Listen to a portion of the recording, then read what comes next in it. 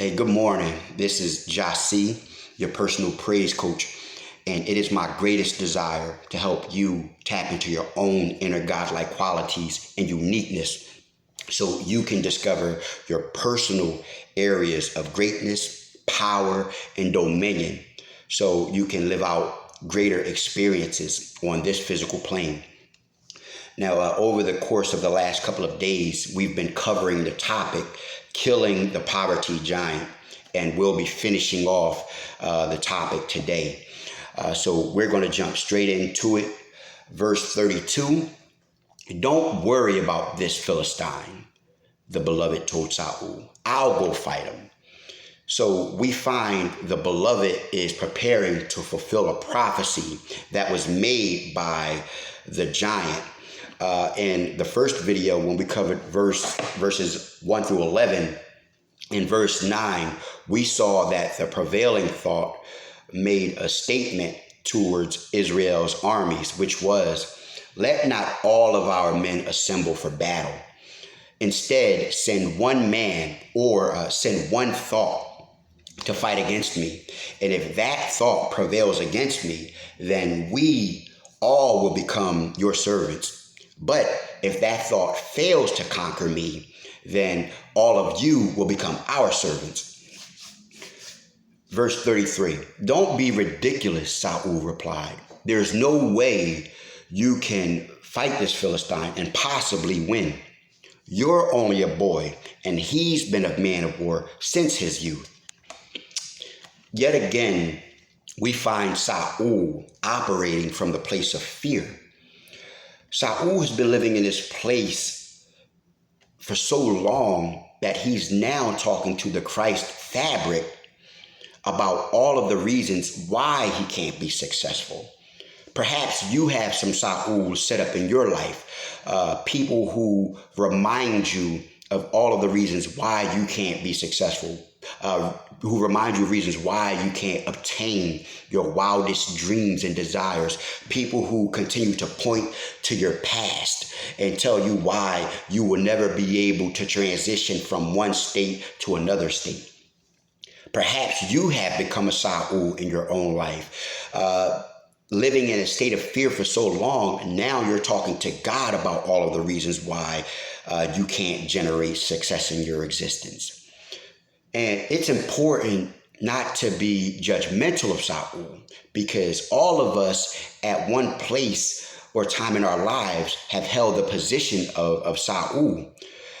And we got to keep in mind that the Bible is not about judgment. The Bible is about correction. When we find ourselves in a certain mental state that's in alignment with a character that is lesser than the Christ consciousness, it is our duty to realign ourselves so we can resume or return back to the highest place of thinking. Verse 34, but David persisted. I have been taking care of my father's sheep and goats. When a lion or a bear comes to steal a lamb from the flock, I go after it with a club and rescue the lamb from its mouth. Here is a glorious illustration and reminder of what the Christ consciousness actually does on our behalf. Here we find that the beloved one offers a resume to Saul. Not that he needed to, but he serves one as a reminder to Saul and to the rest of us what actually takes place on our behalf. The beloved one says, I'm the one who takes care of my father's sheep and goats. And when a lion or a bear comes along, so here the lion and bears represent negative thoughts. When a negative thought comes along to steal a lamb from the flock, I go after it with a club and rescue the lamb from its mouth. Glory be to the Christ consciousness. You know, when we don't have enough strength to fight off the negative thoughts because, you know, they're more dominant than we are. It says here that we're lambs in comparison to these thoughts. It is one who comes along with the strength and the necessary tools The club is a tool, and it clubs the negative thought to death until we are released from its grips. The Christ consciousness does that.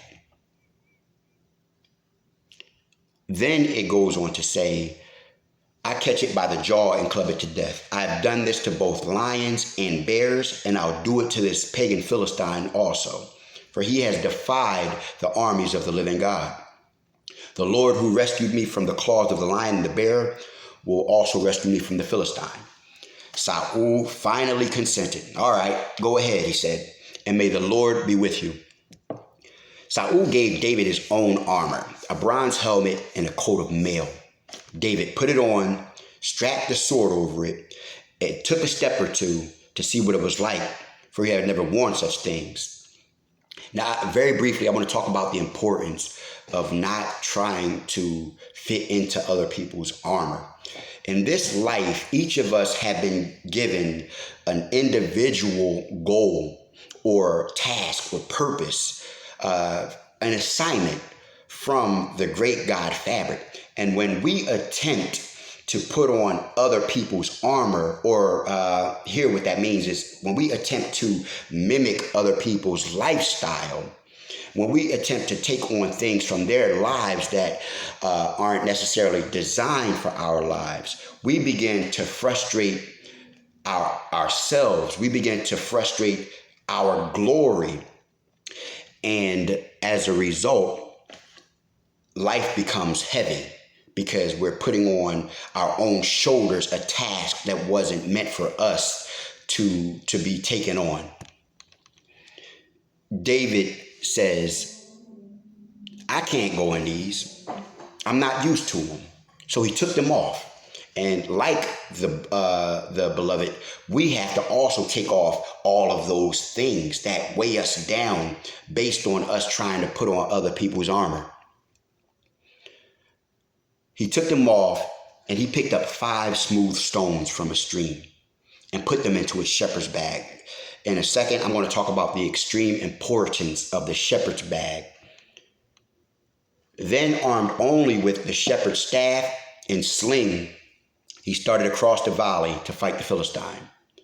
The dominant thought walked out towards David to meet him, along with his shield bearer ahead of him, sneering in contempt at this ruddy-faced boy. Am I a dog that you come at me with a stick? And he cursed David by the names of his gods. Come over here and I'll give your flesh to the birds and wild animals, Goliath yelled. David's reply to the Philistine was, you come to me with a sword, spear, and javelin, but I come to you in the name of the Lord of heaven's thoughts, the God of the thoughts of Israel, whom you have defied. Today, the Lord will conquer you, and I will kill you and cut off your head. In a second, we're going to talk about the tools which are required in order to cut off the head of the poverty giant. And then I will give the dead bodies of your men to the birds and wild animals. And the whole world would know that there is a God in Israel. I very quickly want to touch on Israel, because we look at Israel and automatically associate it with it being a nation. True. But Israel here is it's a characteristic. We have to keep in mind where the name Israel came from. Jacob, which meant supplanter, had an encounter with God in a deserted place. And it was the characteristic that was displayed by Jacob that caused the God fabric to change his name to Israel, which means one who wrestles with God and prevails. The characteristic that was displayed by Jacob was persistence and determination. And when we possess those characteristics, persistence and determination, God steps in to those places. And it says that when we possess those characteristics, those are the spaces in which God lives. And the whole world will begin to see that. It says, everyone assembled here will know that the Lord rescues his people, but not with sword and spear. This is the Lord's battle, and he will give you to us. As the champion thought moved closer to attack the beloved quickly ran out to meet him. Reaching into his shepherd's bag, taking out a stone, he hurled it with a sling and hit the Philistine in the forehead. Now, here, the shepherd's bag represents the heart. The stone represents a word. In each human heart, God has implanted a word that is meant to kill out each and every one of your personal giants in your life. And the problem is we don't know how to reach into our own shepherd's bag to grab out that stone to hurl at our giants. But I gave you the remedy yesterday. For 40 days and for 40 nights, we have to hurl that stone at the giant. You have to hurl the word that is in your heart at the giant, whether that be the giant of poverty or the giant of fear or any other giant in your existence. That's the key. We have to use the word that has been embedded here. David says, your word have I hid in my heart. So reaching into the shepherd's bag, reaching into the heart, the beloved took out a word and hurled it with his sling and hit the Philistine in the forehead. The word sank in, and the predominant thought stumbled and fell face down on the ground.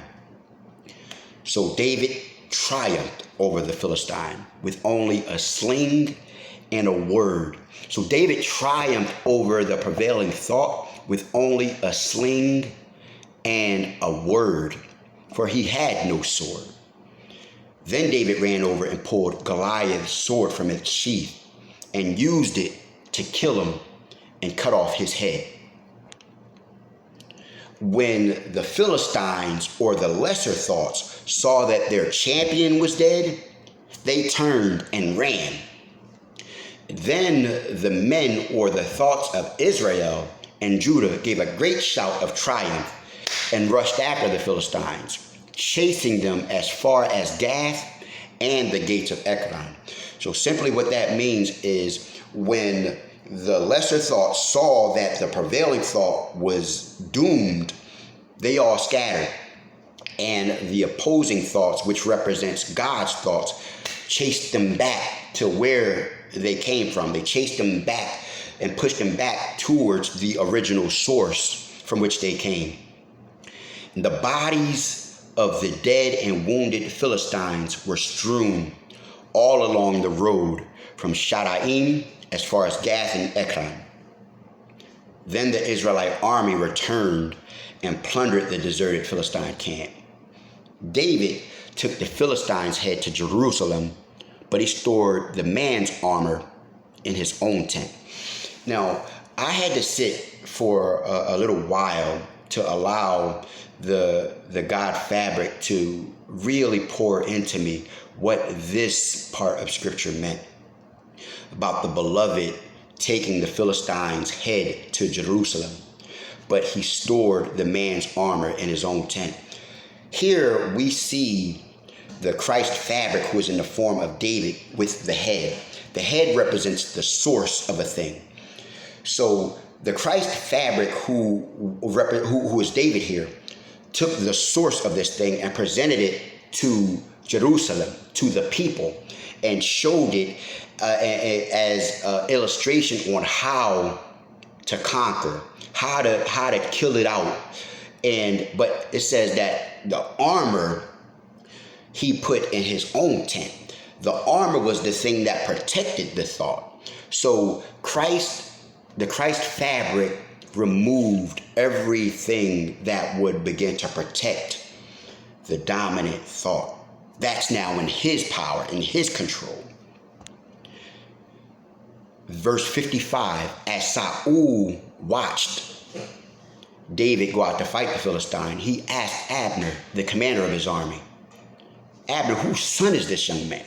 I really don't know, Abner declared. Well, find out who he is. And as soon as David returned from killing Goliath, Abner brought him to Saul with the Philistine's head still in his hand. "Tell me about your father, young man," Saul said. David replied, "His name is Jesse, and we live in Bethlehem." And so let me break down these last couple of verses, and I'm gone, and I'm out your way. When we learn how to kill out our own poverty giants, it says that we will be brought before greatness. The king himself will call for us. Great men and women will call for us to learn more about who we are and what we do. Scriptures say that your gifts will make room for you and bring you into the presence of greatness. David exercised several gifts here, one of which was true leadership. His idea of true leadership was the thing that brought him before the presence of Saul. Then it goes on to say that Saul said, "Tell me about your father, young man." And David replied, "His name is Jesse, and we live in Bethlehem." Bethlehem simply means house of bread. Remember, bread represents a word, an encouraging word. So whenever there's an encouraging word in place, that is where God lives. And God always wants you to offer the words of encouragement to yourself. All right, I'm done for the day. And thank you for participating with me along this 3-day journey. Now, before I let you all go, I just want to implore you to really take these last 3 days into consideration on how to kill out the giants in your own existence. If we don't really take the tools from this account, then all of this was for naught. Not for me, because I'm going to apply these things.